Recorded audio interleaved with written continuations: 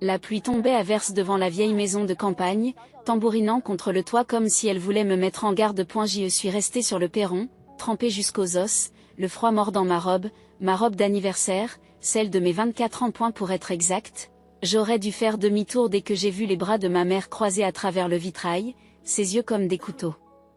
Mais je m'étais accrochée à l'espoir. Je l'ai toujours fait. Le genre d'espoir désespéré, naïf, que seules les filles recherchent encore auprès de parents qui ne les ont jamais vraiment vus. J'ai quand même frappé. La porte s'est ouverte dans un grincement sec, et ils étaient là, mon père, le visage de pierre dans son gilet affaibli, et ma mère derrière lui, raide comme toujours. Ses lèvres étaient si serrées qu'on aurait dit qu'en souriant, elle allait se fissurer le visage. Mon père a marmonné. Tu as du culot de te pointer ici. Pas de joyeux anniversaire. Pas d'accolade. Juste de la glace. Je voulais juste voir tout le monde, ai-je dit, la voix tremblante mais ferme. J'ai pensé que peut-être, juste peut-être, nous pourrions partager un dîner, comme nous le faisions quand, n'en fais pas une histoire d'amour, Evelyne, m'a dit ma mère. Tu as choisi de gâcher ta vie. Nous t'avons dit que si tu passais cette porte avec tes rêves pathétiques et les vieux outils de ton grand-père, tu serais dehors pour de bon. Elle poursuit toujours son fantasme de bricoleuse, dit mon père en riant sèchement, réparant les toilettes des gens et appelant cela un but. J'ai ravalé la douleur, redressé la colonne vertébrale. Je ne suis pas venue pour me battre. C'est mon anniversaire. Et nous avons honte, a-t-il craché en se rapprochant. Tu fais honte à cette famille. Puis c'est arrivé. Le moment qui s'est gravé au plus profond de ma mémoire. Ma mère a pointé la porte du doigt comme si j'étais un animal errant. Sors d'ici. Tu n'es pas le bienvenu ici. Je n'ai pas pleuré. Je n'ai pas supplié. Je suis restée là pendant de longues secondes, l'eau froide dégoulinant de mes manches, l'âme lourde, jusqu'à ce qu'une voix grave et profonde vienne trancher la tension. Alors peut-être, dit-elle du fond du couloir, que tu devrais connaître la vérité. Tous les regards se sont tournés. Mon grand-père. Il se tenait debout, une canne dans une main, un dossier tremblant dans l'autre. Ses cheveux argentés n'étaient pas peignés, son visage était tiré mais brûlait d'un feu que je n'avais pas vu depuis des années.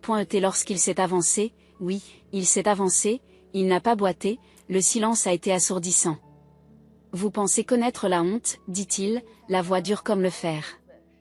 Toi aussi. Tu en connaîtrais le poids si elle t'écrasait. Papa, ce n'est pas le moment, a commencé ma mère. Non, a-t-il répondu en levant la main.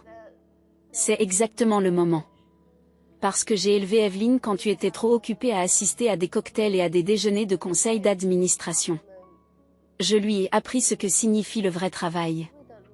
Je l'ai vu porter le nom de cette famille avec plus de dignité que vous ne l'avez jamais fait. Et elle m'a tendu le dossier.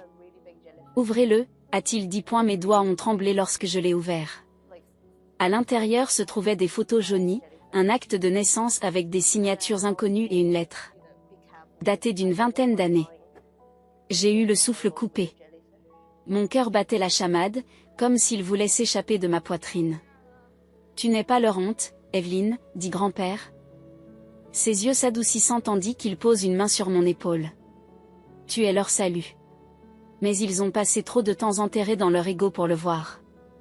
La vérité s'est répandue dans la pièce comme un feu soudain. Mon père n'était pas mon père biologique. Et ma mère. Elle avait caché le fait que j'avais été adoptée, non pas à des étrangers, mais à sa propre sœur.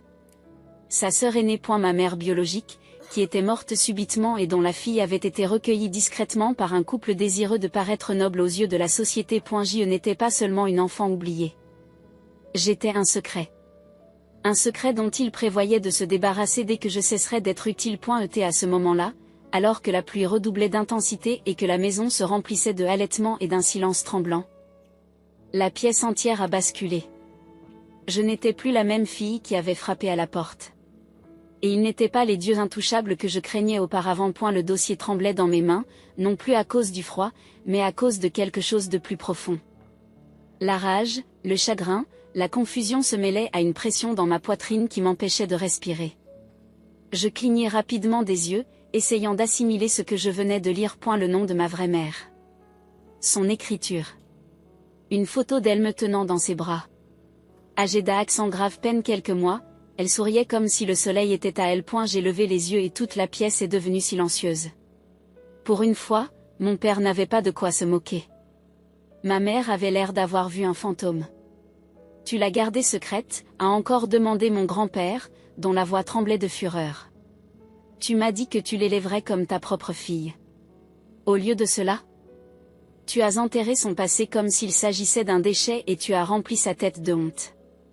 Papa, c'était il y a des décennies, chuchote ma mère en serrant ses bras autour d'elle. Nous avons fait ce que nous pensions être le mieux. Pour qui s'est-il emporté? Pour toi? Ou pour votre réputation irréprochable? Mon père s'est enfin avancé, secouant la tête. Cette femme, sa mère, était imprudente, irresponsable. Tu te souviens comment elle vivait? Toujours en train de sauter d'une ville à l'autre, de tomber sur des musiciens mauvais payeurs. Nous ne voulions pas qu'Evelyne grandisse dans ce chaos. Vous voulez dire que vous ne vouliez pas qu'elle ruine votre image immaculée, dit mon grand-père, la voix basse maintenant, mortellement calme. Vous l'avez recueillie pour pouvoir la contrôler.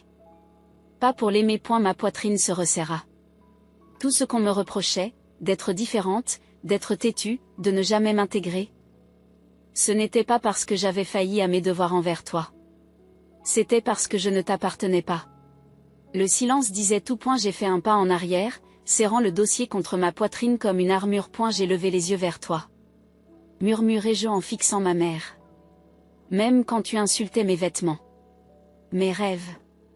Même quand tu roulais des yeux chaque fois que je réparais quelque chose avec mes mains et que tu me traitais d'apprenti concierge. Je voulais toujours ton approbation. Tu as toujours été ingrate, a marmonné mon père. Tu remettais toujours tout en question. Non, dis-je plus fort.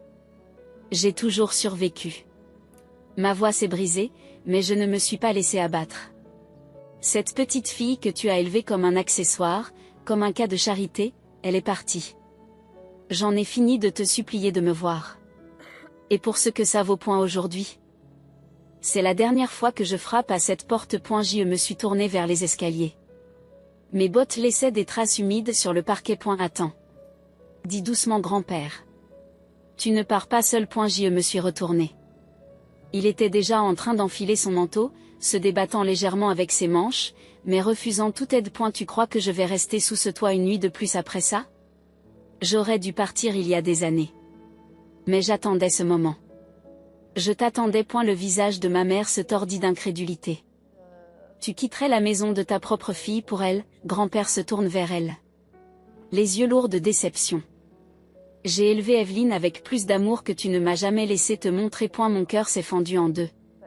Je ne m'attendais pas à cela, à sa loyauté, à sa chaleur. Dans mes heures les plus sombres, il m'a choisi. Non pas parce que j'étais une victime, mais parce que j'étais enfin libre. Viens.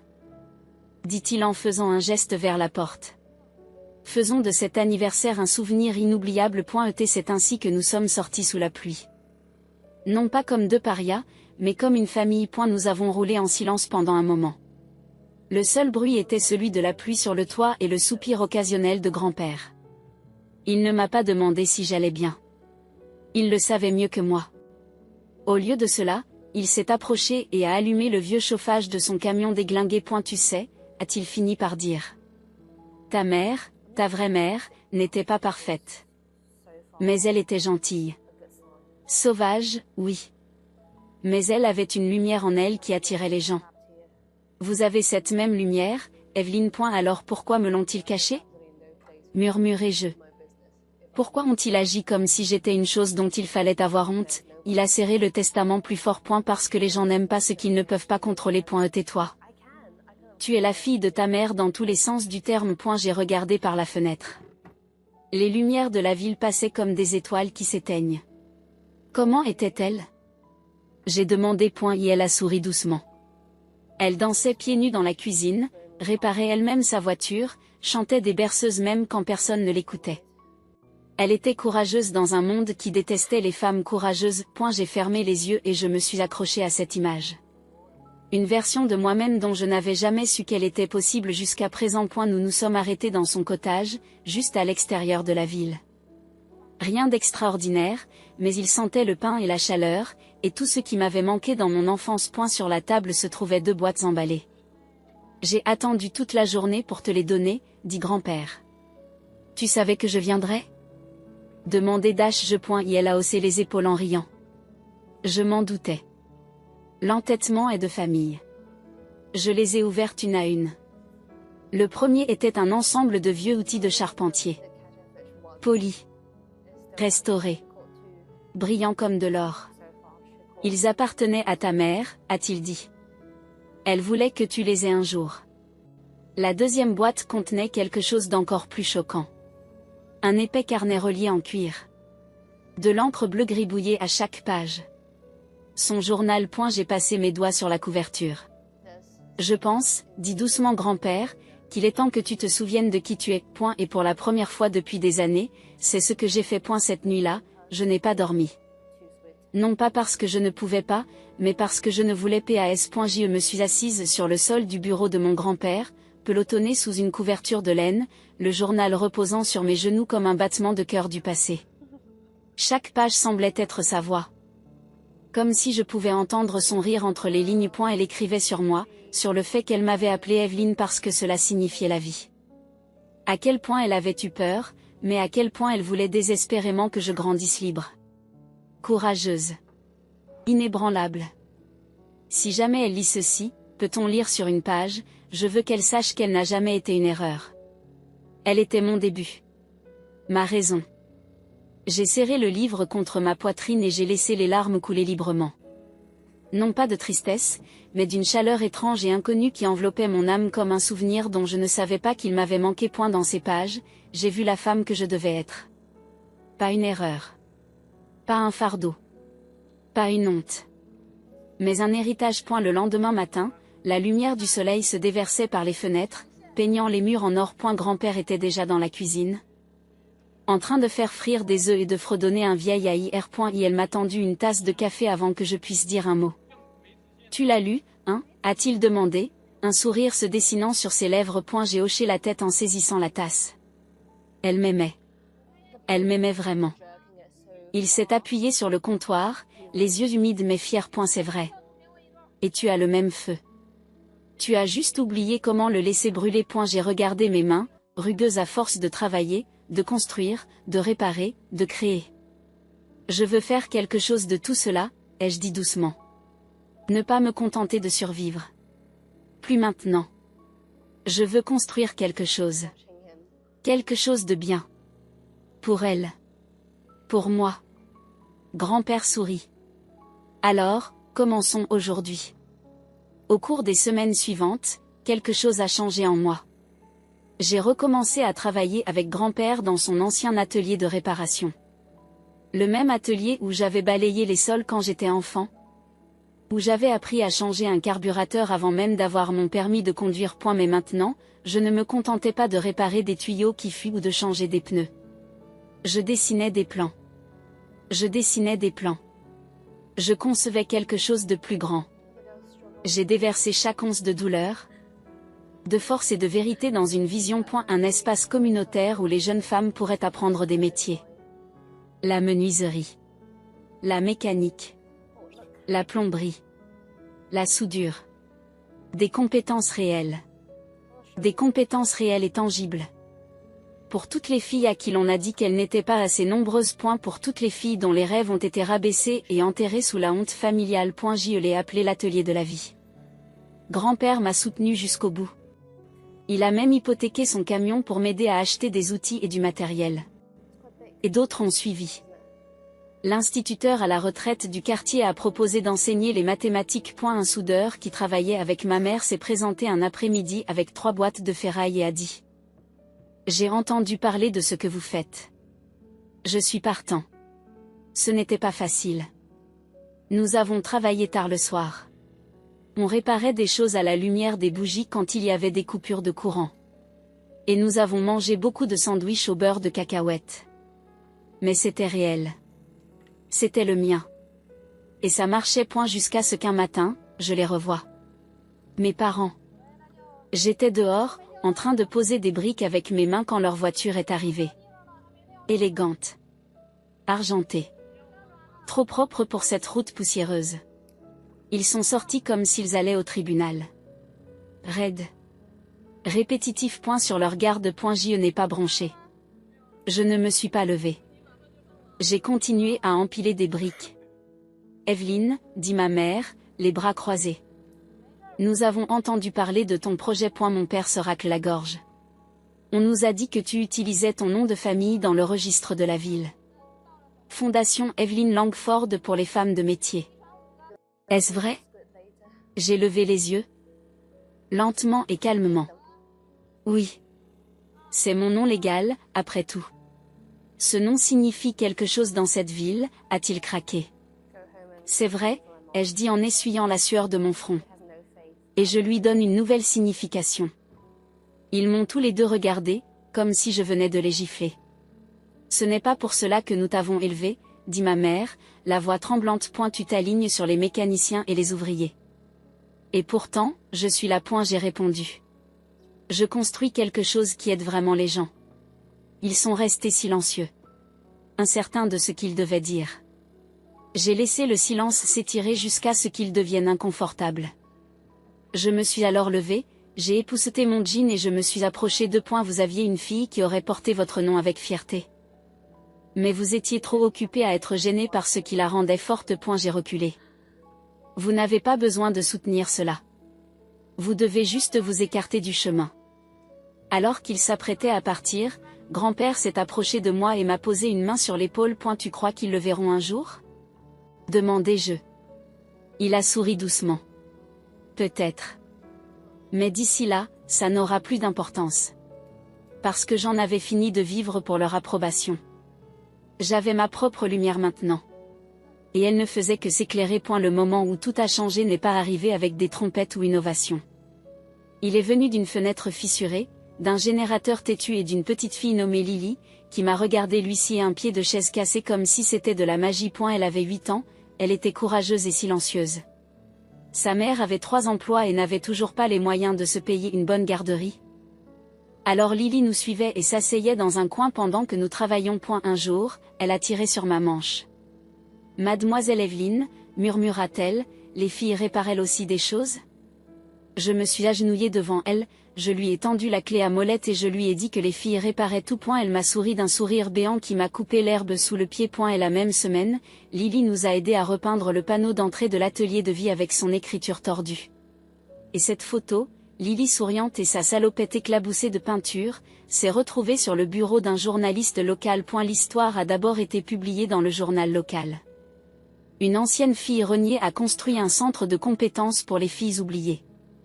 Le titre a piqué, mais la vérité a sonné plus fort. À la fin du mois, l'article était devenu viral, partagé par des influenceurs, repris par des blogs de la ville et même mentionné dans un talk show matinal. Mais ce qu'aucun d'entre eux n'a vu, c'est le nombre de mains qu'il a fallu en coulisses.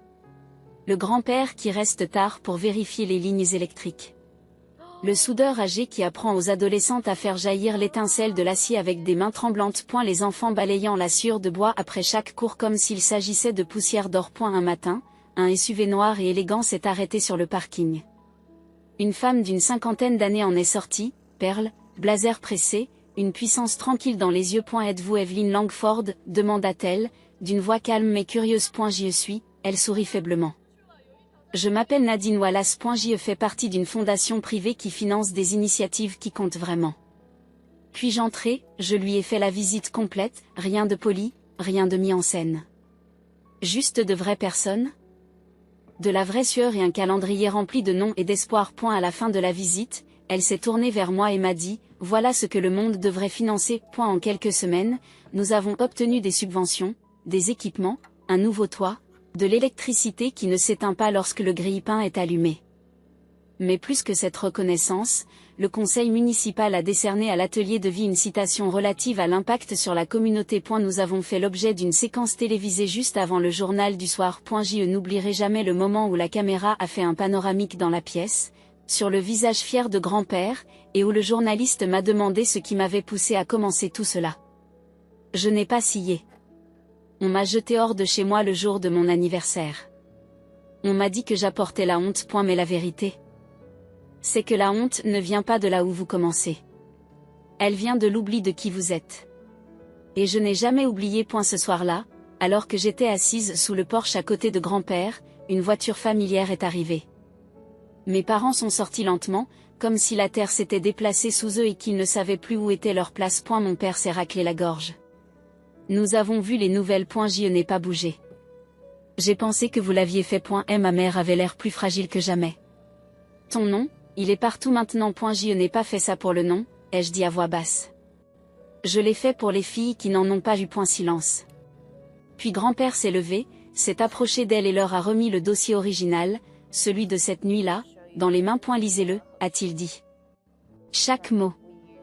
Vous lui devez bien ça. Il se tenait sous la lumière du porche, feuilletant des pages qu'ils avaient évitées pendant des décennies. Je n'ai pas regardé. Je n'en avais pas besoin. Enfin, mon père a parlé. Pas avec colère. Pas avec fierté. Avec regret. Je suis désolé. C'était silencieux. Maladroit. À moitié formé. Mais c'était vrai. J'ai acquiescé lentement. Je ne suis pas la fille qui est venue à ta porte cette nuit-là. Je suis plus forte maintenant. Et je te pardonne, mais je n'ai plus besoin que tu m'approuves. Les larmes ont coulé dans les yeux de ma mère. Elle s'est avancée, a fouillé dans son sac et m'a tendu quelque chose. Une photo. Est ma mère naturelle. Plus jeune. Plus jeune, plus heureuse. Me tenant dans ses bras sur une plage. Je ne m'en souvenais pas. Nous l'avons gardée, a-t-elle dit. Toutes ces années. Nous ne savions pas pourquoi. J'ai pris la photo délicatement. Et pour la première fois, je les ai vus comme des personnes. Pleines de défauts. Imparfaits. Perdus à leur manière. Je ne les ai pas invités à entrer. Pas encore. Mais je ne les ai pas repoussés non plus. Parce que la croissance n'est pas une question de vengeance. Il s'agissait de savoir quand ouvrir la porte. Même si vous ne l'avez jamais franchie. Les semaines ont passé. L'atelier était en plein essor. Les rires, le cran, la sueur de bois et les deuxièmes chances emplissaient l'air. Un matin, j'ai reçu un appel d'un avocat. Il m'a dit, « Êtes-vous Evelyn Langford ? Cela fait des semaines que j'essaie de vous joindre. Votre mère biologique a laissé une fiducie. Et elle n'a jamais été réclamée. » Mon cœur s'est arrêté. Une fiducie. Il a continué, elle a mis de côté un terrain à ton nom. Avec une note. Donnez-lui des racines. Elle saura quoi construire. J'y suis allée cet après-midi-là. Un champ ouvert, envahi par les fleurs sauvages et une cabane en ruine. Mais pour moi, c'était une terre sacrée.